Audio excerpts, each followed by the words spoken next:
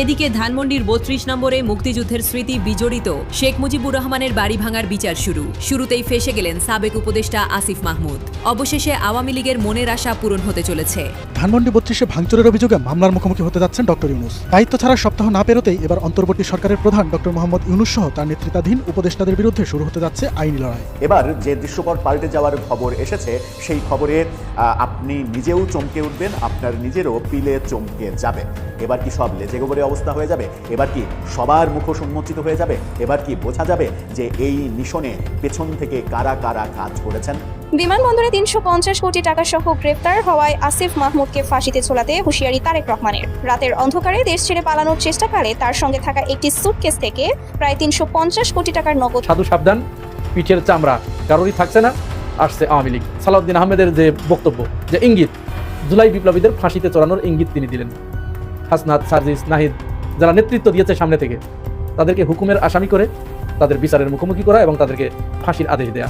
এত তাড়াতাড়ি যে এই লেভেলের খেলা শুরু হবে প্রকৃতপক্ষে বুঝতেই পারি। নিজ এলাকায় হামলার শিকার হান্নান মাসুদ, আপনি ভাবুন যে এত তাড়াতাড়ি এই লেভেলের খেলা শুরু হয়ে গেল। যারা এতদিন আওয়ামী লীগ আতঙ্কে ঘোরাফেরা করতো, তারা অলরেডি নিজ এলাকায় তথ্যাত্তর খাওয়া শুরু হয়ে গেছে। দর্শকদের অনুরোধ করবে একটা মুহূর্ত না টেনে সম্পূর্ণ ভিডিওটি মনোযোগ সহকারে দেখতে থাকুন। আমরা বেশি কথা না বাড়িয়ে সরাসরি দেখে আসবো কাঙ্ক্ষিত সব ভিডিওগুলো। তবে তার আগে বলবো, যারা প্রতিনিয়ত আপডেট খবর দেখতে চান তারা অবশ্যই আমাদের ইউটিউব চ্যানেলটি সাবস্ক্রাইব করে পাশের বেল আইকন অন করে দিবেন পরবর্তী ভিডিওর আপডেট সবার আগে দেখার জন্য। আর যারা আগে থেকেই সাবস্ক্রাইব করে রেখেছেন তাদেরকে অসংখ্য অসংখ্য ধন্যবাদ। দর্শক, আপনারা কি কোন জায়গা থেকে ভিডিওটি দেখছেন অবশ্যই কমেন্ট করে জানিয়ে দিবেন।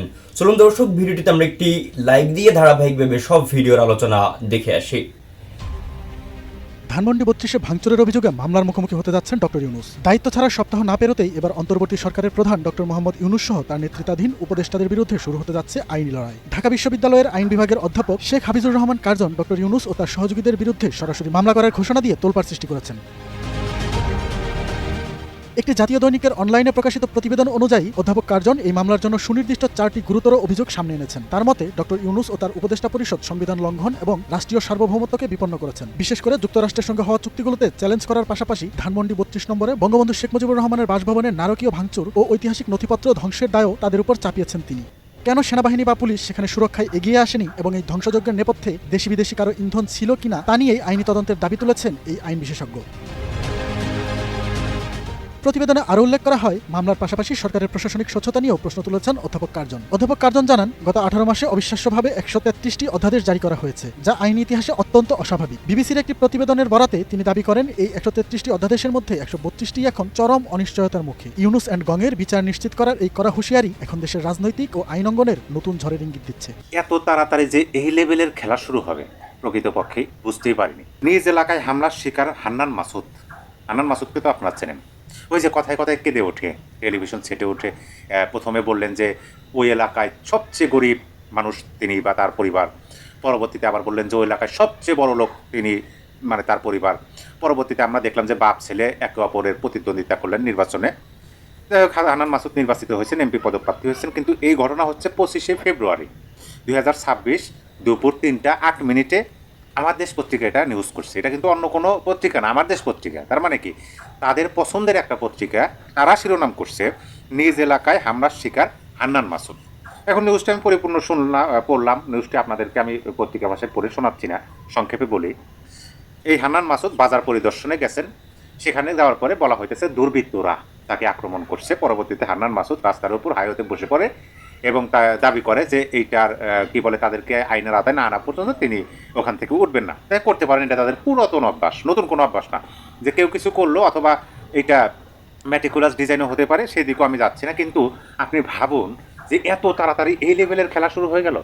প্রকৃতপক্ষেই মানে এটা যদি হান্নান মাসুদের বক্তব্য যদি আমরা সত্য হিসেবে ধরে নেই যে দুর্বৃত্তরা তাদের উপর আক্রমণ করছে, কিন্তু আপনি ভাবুন নিজ এলাকায়, এবং যারা আক্রমণ করছে তাদেরকে দুর্বৃত্ত বলা হয়েছে, তারাও ওই এলাকারই স্থায়ী বাসিন্দা। তাইলে নির্বাচন হলো 12ই ফেব্রুয়ারি, ঘটনা ঘটলো 25শে ফেব্রুয়ারি, মাঝখানে 12 দিন। এরকম নবনির্বাচিত একজন সংসদ সদস্যের উপর এরকম হামলা চালালে এই প্রশ্নটা কিন্তু আমরা মানে তুলতেই পারি যে তাহলে তার জনপ্রিয়তা আদৌ কি আছে ওখানে? কারণ যদি প্রকৃত ভোটে নির্বাচিত হয়ে থাকেন, তাইলে এই যে হাজার হাজার আপনি লক্ষাধিক ভোট পেলেন, এই ভোটাররা তো মানে আপনার জনপ্রিয়তা তো ওই অঞ্চলে বেশি থাকার কথা। যারা পরাজয় বরণ করছে তাদের তো জনপ্রিয়তা আপনার মতো থাকার কথা না। তাইলে আপনি জনপ্রিয়তাও শীর্ষে, অথচ আপনার উপরই হামলা হলো নিজ এলাকায়। এই প্রশ্ন সন্দেহটা কিন্তু দেশের মানুষের মনের মধ্যে সৃষ্টি হবে যে আদৌ ঘটনা কি। একজন জনপ্রতিনিধির উপর এইভাবে হামলা, সেইটা মানে কি আপনারা কি তাহলে দুর্বল? প্রশ্ন আসে। একটা বিষয় আপনাদেরকে বললাম, অবশ্যই এই বিষয়ে আপনারা কমেন্ট বক্সে লিখে জানিয়ে দেবেন। আরেকটা বিষয় আপনাদেরকে বলি, গতকালকে এই বিষয়ে আমি একটা পূর্ণাঙ্গ ভিডিও করেছি, পত্রিকার ভাষাতে আমি পড়ে আপনাদেরকে শোনানোর চেষ্টা করছি যে আওয়ামী সভানেত্রী প্রকৃতপক্ষে কী কথাগুলো বলছেন। কিন্তু দেখেন সব জায়গাতেই এর অন্য লেভেলের, মানে কোন খেলা যে চলছে কোন লেভেলে কে জানে, এরকম ওই যে গানের মতোই মানে এই লেভেলের খেলা শুরু হবে এত তাড়াতাড়ি। দেখেন আমি ভাবছিলাম যে নির্বাচনটা হয়ে গেলে একটা নির্বাচিত সরকার আসবে, যখন মততন্ত্র থাকবে না, ধীরে ধীরে এরকম যে যখন এখন যেমন আমরা দেখতেছি যে আওয়ামী লীগের বিভিন্ন কার্যালয় খোলা হইতেছে, জাতীয় পতাকা মানে ধীরে ধীরে সক্রিয় হওয়ার চেষ্টা হইতেছে। কিন্তু গতকালকে যে নিউজটা আপনাদেরকে শোনাইছি, প্রকৃতপক্ষে সেই নিউজটা আমাদেরকে এই বার্তায় দেয় যে সময় ক্ষেপণের মানে সময় নাই। আপনি যে সময় নিয়ে কাজ করবেন সেই সময়টা আর নাই। একযোগে আপনি ভাবুন তো যে সারা বাংলাদেশের 64টা জেলাতে আপনার 300টি আসনে 300 প্রার্থী এবং পাশাপাশি কেন্দ্রীয় নেতারা যে যেখানে আছেন, যেভাবে আছেন, ধরেন বিভিন্ন ধরনের মামলায় জর্জরিত, মানসিক এবং অন্যান্য প্রস্তুতি, অর্থাৎ সকল ধরনের প্রস্তুতি। আপনি যদি আত্মসমর্পণ করতে চান, আপনাকে যদি আমরা তো দেখলাম যে আত্মসমর্পণ করলো, একজন নেতাকে জামিনে মুক্তি দেওয়া হলো, কিন্তু ধরেন আত্মসমর্পণ করতে গেছেন কিন্তু জামিন দেওয়া হয় নাই, হইলো না, তাহলে কি ওইখানেও কিন্তু প্রস্তুতির দরকার আছে। আপনার পোশাক পাতি, বেড, খেতা বালিশ, যাই হোক, এগুলোর কিন্তু প্রয়োজন আছে। মানসিক এবং অন্যান্য সকল বিষয় প্রস্তুতি নিতে বলা মানে এটার ইঙ্গিত হলো যে সমগ্র বাংলাদেশের প্রতিটা অঞ্চলের প্রতিটা আসনের প্রতিটা জনপ্রতিনিধি বা আওয়ামী লীগের নেতা তারা একযোগে মাঠে নামতে শুরু করতেছে, একযোগে। আপনি এই বিষয়টা ভাবুন যে শেখ হাসিনা তিনিও আত্মসমর্পণ করে, হ্যাঁ ধরে আনেন, গ্রেপ্তার হলো শেখ হাসিনা, ওবায়দুল কাদের, হাসান মাসুদ, তারপরে আব্দুর রাজ্জাক, তারপরে আপনার বাহাউদ্দিন নাসিম, আরও যারা আছেন, রেজাউল করিম, নফেল, আরও যারা আছেন, মানে সমস্ত নেতৃত্বস্থানীয় একেবারে কেন্দ্রস্থানীয় নেতৃত্বে দেওয়া নেতাগণ একযোগে নামলেন। তাহলে বিষয়টা কী হবে? আর এর মধ্যে যদি একটা ব্যতিক্রমী ঘটনা ঘটে যায়, যেমন ধরেন আপনার মাশরাফি বিন মুর্তজা, তিনি একেবারে এখন ঘরবন্দি আছেন, গৃহবন্দী বলা যায়, তিনি উন্মুক্ত হলেন। সেলিনা হায়াত আইভি, তিনি জামিনে মুক্ত হলেন। তারপরে ব্যারিস্টার সাইদুল হক সুমন, তিনি জামিনে মুক্ত হলেন। অপরদিকে ওই যে শিবলি সাদিক, মানে এই যে সেলিব্রিটি যারা আছেন, যাদেরকে পুরো বাংলাদেশের মানুষ খুব ভালোভাবেই চেনেন, তারা ধরেন মুক্ত থাকলেন। আর অন্যান্য যারা ইতিপূর্বে অ্যারেস্ট হন নাই, নতুন হলেন, তারা থাকলেন, জামিন দিলেন। এইভাবে যদি পরিস্থিতিটা হয়, তাহলে ক্যামেরার ফোকাস থেকে শুরু করে সকল দিকে মানে পরিবেশটা কি হতে পারে আপনি একটু ভাবুন তো। মানে এত তাড়াতাড়ি এরকম পরিবেশ সৃষ্টি হবে, আপনার এটা কি কল্পনার মধ্যে ছিল? হয়তো বা আমি 2 দিন আগে বা 7 দিন আগে কথাগুলো বলতেছি, কিন্তু এরকমই তো ঘটবে। আমি তো এই নিউজটা আপনাদেরকে দিচ্ছি যে ব্যারিস্টার সাইদুল হক সুমন কারাগারে থেকেই তিনি আইনজীবী সমিতির নির্বাচনে লড়াই করতেছেন। তাহলে যদি তিনি নির্বাচনে জয়যুক্ত হন, তাকে তো আর কেউ আটকে রাখতে পারবে না। তিনি একজন প্রতিনিধি হবেন, তিনি জামিন অবশ্যই পাবেন। এবং পাশাপাশি আপনি দেখেন বর্তমানে বাইরে আছে কারা। আপনি যদি বঙ্গবীরের কথা ধরেন, বঙ্গবীর কাদের সিদ্দিকের কথা ধরেন, লতিফ সিদ্দিকের কথা ধরেন, তারপরে আরও যারা আছেন বাইরে, এখন কেউ তো এখন মানে সবাই তো চুপ, অ্যাক্টিভ না। সবাই সকল জায়গা থেকে যদি অ্যাক্টিভ হয়, তাহলে ভাবুন পরিস্থিতিটা কোন দিকে কীভাবে যেতে পারে, লেভেলটা কোন পর্যায়ে উঠতে পারে। মানে এত তাড়াতাড়ি এই লেভেলের খেলা যে শুরু হতে যাচ্ছে, আমার মনে হয় যে এইটা প্রকৃতপক্ষে অনেকের কল্পনার মধ্যেও আসে নাই, যেমনটা আমিও বুঝতে পারিনি যে এইভাবে শুরু হবে। যারা এতদিন আওয়ামী লীগ আতঙ্কে ঘোরাফেরা করতো, তারা অলরেডি নিজ এলাকায় চত্তাপুর খাওয়া শুরু হয়ে গেছে, প্রতিনিধি হওয়া সত্ত্বেও। এবং পাশাপাশি এরকম উদ্যোগ, এবং বর্তমানে যারা শাসক গোষ্ঠী আছেন বা সরকারে আছেন, তারাও তো যে নমনীয়তা দেখাচ্ছেন, তাতে তো একটা বহুদলীয় গণতন্ত্র এবং দেশের মধ্যে কি বলে যে প্রধান 2 রাজনৈতিক দলেরই যেন বিচরণ থাকে। তাদের কথাবার্তা শুনলে এরকমই বোঝা যায়। আর যদি সত্যিই এরকম হয় অতি শীঘ্রই, তাহলে ওই সমস্ত রাজাকারপন্থী দেশবিরোধী মতাদর্শের যে মানুষগুলো, জানি না মহান আল্লাহ পাক কি লেখা রাখছে। বিমানবন্দরে 350 কোটি টাকা সহ গ্রেফতার হওয়ায় আসিফ মাহমুদকে ফাঁসিতে ঝোলাতে হুঁশিয়ারি তারেক রহমানের। হযরত শাহজালাল আন্তর্জাতিক বিমানবন্দরে এক অভূতপূর্ব ঘটনায় সাবেক অন্তর্বর্তী সরকারের উপদেষ্টা এবং জাতীয় নাগরিক পার্টির এনসিপি মুখপাত্র আসিফ মাহমুদ সচিব ভুইয়াকে গ্রেফতার করা হয়েছে। রাতের অন্ধকারে দেশ ছেড়ে পালানোর চেষ্টাকালে তার সঙ্গে থাকা একটি সুটকেস থেকে প্রায় 350 কোটি টাকার নগদ অর্থ, বিদেশি মুদ্রা এবং বিভিন্ন ব্যাংকের চেক উদ্ধার করেছে শুল্ক গোয়েন্দা ও গোয়েন্দা পুলিশের যৌথ টিম। এই ঘটনায় দেশজুড়ে তোলপাড় শুরু হয়েছে এবং বিএনপি চেয়ারম্যান ও বর্তমান প্রধানমন্ত্রী তারেক রহমান কঠোর হুঁশিয়ারি উচ্চারণ করেছেন। গোয়েন্দা সূত্র জানায়, আসিফ মাহমুদ গতকাল রাত 11:30টার দিকে দুবাইগামী একটি ফ্লাইটে চড়ার প্রস্তুতি নিচ্ছিলেন। বিমানবন্দরের স্ক্যানিং মেশিনে তার ব্যাগে অস্বাভাবিক ওজন ধরা পড়লে নিরাপত্তা কর্মীরা তল্লাশি চালান। ব্যাগ খুলতেই বেরিয়ে আসে টাকার বান্ডিল, ডলারের স্তূপ এবং সুইস ব্যাংকের অ্যাকাউন্টের ডকুমেন্টস। প্রাথমিক হিসাবে এই অর্থের পরিমাণ 350 কোটি টাকারও বেশি। এছাড়া তার কাছ থেকে বিদেশে পাচারের পরিকল্পনার কয়েকটি চিঠি ও ইমেইল প্রিন্ট আউট উদ্ধার হয়েছে, যাতে দুবাই, সিঙ্গাপুর ও সুইজারল্যান্ডে অর্থ স্থানান্তরের বিস্তারিত নির্দেশনা ছিল। আসিফ মাহমুদকে গ্রেফতারের পরপরই তাকে র্যাবের হেফাজতে নেওয়া হয়েছে। তার বিরুদ্ধে মানি লন্ডারিং, দুর্নীতি, রাষ্ট্রীয় অর্থ আত্মসাৎ এবং দেশত্যাগের চেষ্টার অভিযোগ আনা হয়েছে। গোয়েন্দারা জানান, অন্তর্বর্তী সরকারের সময় যুব ও ক্রীড়া এবং শ্রম মন্ত্রণালয়ের দায়িত্বে থাকাকালীন তিনি বিভিন্ন প্রকল্প, টেন্ডার এবং সরকারি তহবিল থেকে বিপুল অর্থ লুটপাট করেছেন বলে অভিযোগ রয়েছে।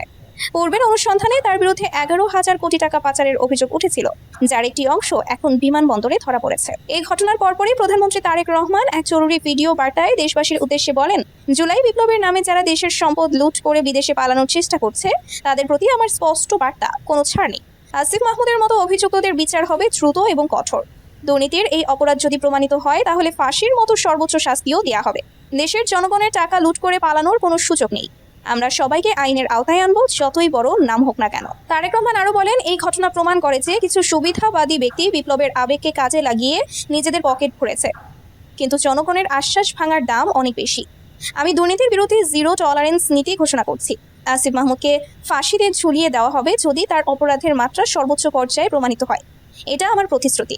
এদিকে এনসিপির অন্যান্য নেতারা এই ঘটনাকে রাজনৈতিক ষড়যন্ত্র বলে দাবি করেছেন। দলের একজন নেতা বলেন, আসিফ ভাইয়ের বিরুদ্ধে এসব অভিযোগ মিথ্যা। এটা তারেক রহমানের নেতৃত্বাধীন সরকারের প্রতিহিংসামূলক কর্মকাণ্ড। তবে সাধারণ মানুষের মধ্যে ক্ষোভের সঞ্চার হয়েছে। সামাজিক যোগাযোগ মাধ্যমে অনেকে লিখছেন, জুলাইয়ের শহীদদের রক্তের সাথে এমন বিশ্বাসঘাতকতা ক্ষমা করা যায় না।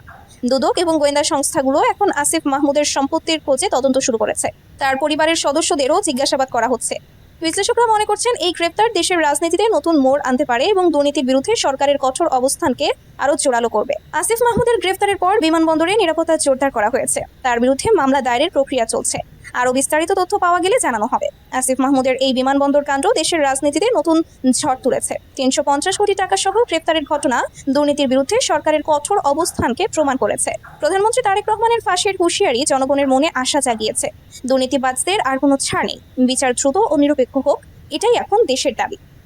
নাম্বার 1, বর্তমান স্বরাষ্ট্রমন্ত্রী সালাউদ্দিন আহমেদ তিনি বলেছেন, একটি ইঙ্গিত দিয়েছেন যে 5 আগস্টে সংগঠিত বিপ্লবের সময়ে যে পুলিশ স্থাপনা এবং পুলিশের উপরে যে হামলা হয়েছে, পুলিশ হত্যা করা হয়েছে এবং থানায় যে হামলা করা হয়েছে, এইটার বিচার করা হবে, এরকম একটা ইঙ্গিত তিনি দিয়েছেন। নাম্বার 2 হচ্ছে আন্তর্জাতিক অপরাধ ট্রাইব্যুনালের যে চিফ প্রসিকিউটর তিনি ঘোষণা দিয়েছেন যে তাজুল ইসলামের সময়ে যে মামলার রায়গুলো হয়েছে সেই মামলা পুনর্বিবেচনা করা হবে, রায় পুনর্বিবেচনা করা হবে, পুনর্বিশ্লেষণ করা হবে। নাম্বার 3 হচ্ছে জুলাই গণ অভ্যুত্থান অধ্যাদেশ বা আদেশ, এটি শুনানির জন্য আগামী 1 মার্চ দিন তারিখ ধার্য করা হয়েছে পুনরায়। আর নাম্বার 4 হচ্ছে পিলখানা দিবসে নতুন প্রধানমন্ত্রী তারেক রহমান পিলখানা পরিদর্শনে গিয়েছেন। পিলখানায় যে হত্যাকাণ্ড সংঘটিত হয়েছিল সেখানে শহীদ সেনা অফিসারদের কবর জিয়ারত করতে গিয়েছেন। সাথে করে তিনি নিয়ে গিয়েছেন বর্তমান রাষ্ট্রপতি শাহাবুদ্দিন চুপ্পুকে। এই যে 4টি বিষয় আমি আপনাদেরকে বললাম এবং শিরোনাম হলো, এই 4টি বিষয়ের গুরুত্ব কি আপনারা অনুধাবন করতে পারছেন? একটু চোখ বন্ধ করে বিশ্লেষণ করুন তো, একটু গবেষণা করুন তো। আমরা যদি প্রথমটা দিয়ে শুরু করি, যে সালাউদ্দিন আহমেদের যে বক্তব্য, যে ইঙ্গিত, অর্থাৎ তিনি জুলাই গণ অভ্যুত্থানে পুলিশদের এবং থানায় যে আক্রমণ হয়েছিল সেইটার তদন্ত করবেন এবং সেটার বিচার করবেন। মানে কি দাঁড়ালো? মানে জুলাই বিপ্লবীদের ফাঁসিতে চড়ানোর ইঙ্গিত তিনি দিলেন। হাসনাত, সার্জিস, নাহিদ, এই সমস্ত যারা ছিল, যারা নেতৃত্ব দিয়েছে সামনে থেকে, তাদেরকে হুকুমের আসামি করে তাদের বিচারের মুখোমুখি করা এবং তাদেরকে ফাঁসির আদেশ দেয়া বা হেনস্থা করা, জেলখানার ভিতরে বন্দি করা। উদ্দেশ্যটা কি? উদ্দেশ্য হচ্ছে তাহলে তারা আওয়ামী লীগের মতো পুনরায় নিজেদের সমস্ত কাজ বিনা বাধায় সব করে যেতে পারবে। কারণ এই যারা জেনজি আছে এদের নিয়েই তাদের যত ভয়, এরা যাতে আর পুনরায় মাঠে না নামতে পারে সেইটার একটা বন্দোবস্ত করা। নাম্বার 2তে আমরা যদি যাই, তাহলে চিফ প্রসিকিউটর যে ঘোষণা দিলেন হাসিনার রায়ের পুনর্বিবেচনা করবেন, এর মানে কি? এর মানে হচ্ছে যে রায়টা হয়েছে ওই রায়কে আবার ঘষা মাজা করে রাবার স্ট্যাম্প ব্যবহার করে ওটি মুছে দেওয়া হবে। মুছে দিয়ে হাসিনাকে হয়তো একটা লামসাম 2-1 বছরের জেল দিয়ে, তার যারা নেতাকর্মী আছে তাদেরকে 1-1 বছরের জেল দিয়ে, এবং যারা এই যে সেনাবাহিনীর যে অপরাধীগুলো আছে তাদেরকে বেকসুর খালাস দিয়ে আওয়ামী লীগকে পুনরায় বাংলাদেশে এনে তাদেরকে রাজনীতির সুবন্দোবস্ত করে দেয়া। আর নাম্বার 3-তে যেটা ছিল গণভোট অধ্যাদেশ বাতিল চেয়ে যে হাইকোর্টে রিট করা হয়েছিল, আজকে এটি খারিজ না করে দিয়ে আগামী 1 মার্চ নতুন করে দিন তারিখ ধার্য করা হয়েছে। মানে কি?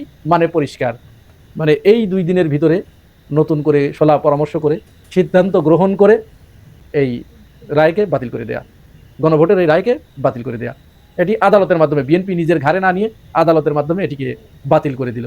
বাতিল করলে কি হবে? বাতিল করলে তো সাথে সাথে তাহলে জুলাই গণঅভ্যুত্থান যারা সংগঠিত করেছিল, যারা নেতৃত্ব দিয়েছিল, তারা অপরাধী হয়ে যাবে, ক্রিমিনাল হয়ে যাবে। তাদেরকে ইচ্ছা মতো গ্রেপ্তার করা, তাদেরকে আইনের আওতায় এনে ফাঁসির কাস্টে ঝুলানো। এই 3টি কাজ কিন্তু মূলত ক্ষমতাকে পাকাপোক্ত করার জন্য এবং দীর্ঘমেয়াদী ক্ষমতার পথকে যারা বাধাগ্রস্ত করতে পারে তাদেরকে সাইজ করার জন্য, তাদেরকে মোকাবেলা করার জন্য করা হয়েছে। 4র্থ নম্বরটা আমি পরে আসছি। এই যে 3টি কাজ করা হলো সেইটা একটু বলে নেই। এই 3টি কাজ করার পরে মনে করেন বিএনপি সফল হয়ে গেল, আওয়ামী লীগকে তারা ফিরিয়ে আনতে চাচ্ছে, আওয়ামী লীগ ফিরে আসলো। এখন আওয়ামী লীগ ফিরে আসার পরে কি হবে বলুন তো? একটু সাধারণভাবে একটু চিন্তা করুন তো। আওয়ামী লীগ ফিরে আসার পরে প্রথমে কি জামাত ইসলামকে ধরবে, এনসিপিকে ধরবে? না, এটা কিন্তু ভুল ধারণা। জামাত ইসলাম এবং এনসিপি হচ্ছে তাদের রাজনৈতিক প্রতিপক্ষ, তাদের সাথে রাজনৈতিক শত্রুতা আছে, তাদের দেখবে পরে ক্ষমতায় এসে। কিন্তু তারা প্রথমে ফিরে এসেই যে কাজটি করবে, তারা তাদের যে ব্যবসা প্রতিষ্ঠান ছিল, যে স্থাপনা ছিল, যে ঘর বাড়িগুলো ছিল, এইগুলো আগে উদ্ধার করার জন্য মরিয়া হয়ে উঠবে। কথা মাথার ভিতরে ঢুকছে না? আরও সহজ করে বলি, আওয়ামী লীগ বিদায় নেবার পরে আওয়ামী লীগের যে সমস্ত ব্যবসা প্রতিষ্ঠানগুলো ছিল, তাদের যে স্থাপনাগুলো ছিল, তাদের যে জায়গা জমি ছিল, দখলে নিয়েছে কারা? যে যে জায়গায় আওয়ামী লীগ ভোগ করতো, এটা দখলে কারা নিয়েছে? বিএনপির লোকজন নিয়েছে, যুবদল, ছাত্রদল, কৃষক দল, শ্রমিক দল, এরা নিয়েছে, এক এক জায়গায় ভাগ বাটোয়ারা করে নিয়েছে। তো তাহলে খুব স্বাভাবিক ব্যাপার এটা যে তারা এসে আগে তাদের রুজির ব্যবস্থা তো আগে করতে হবে নাকি? মনে করেন কেউ আমাকে আমার বাড়ি থেকে তাড়িয়ে দিল, আমার প্রতিবেশী 4-5 জন মিলে। এখন আমি সুযোগ পেলাম, সুযোগ পেয়ে ফিরে আসলাম। ফিরে এসেই কি আমি আক্রমণ করব, নাকি আগে যারা আমার বাড়িতে বসে আছে সেই বাড়িতে গিয়ে আমি উঠবো? কোনটা? বাড়িতে গিয়ে যখন উঠবো তখন আমাকে বাধা দিতে আসবে, তখন সেখানে সংঘাত অনিবার্য হয়ে উঠবে। তো ঠিক এইরকম কাজটাই কিন্তু হবে। তারা এসে যারা যারা তাদের যে রেখে যাওয়া সম্পদ, ব্যবসা প্রতিষ্ঠান, স্থাপনা, বাড়িঘর যারা দখলে আছেন, তারা পিঠের চামড়া বাঁচানোর জন্য এখনই প্রস্তুতি নেন। কিভাবে বাঁচাবেন? আমরা মেনে নিলাম, আমরা দেখছি বিএনপি আওয়ামী লীগকে ফিরিয়ে আনছে, সাধুবাদ জানাই, আসুক আওয়ামী লীগ আসুক, আমরাও চাচ্ছি এখন আওয়ামী লীগ আসুক। তাহলে এসে মার তো শুধু জামাত আর এনসিপি একা খাবে না, আগে খাবে বিএনপির নেতাকর্মীগুলো। সবশেষে বলি যে বিএনপি তাহলে এই যে কাজগুলো কেন করছে?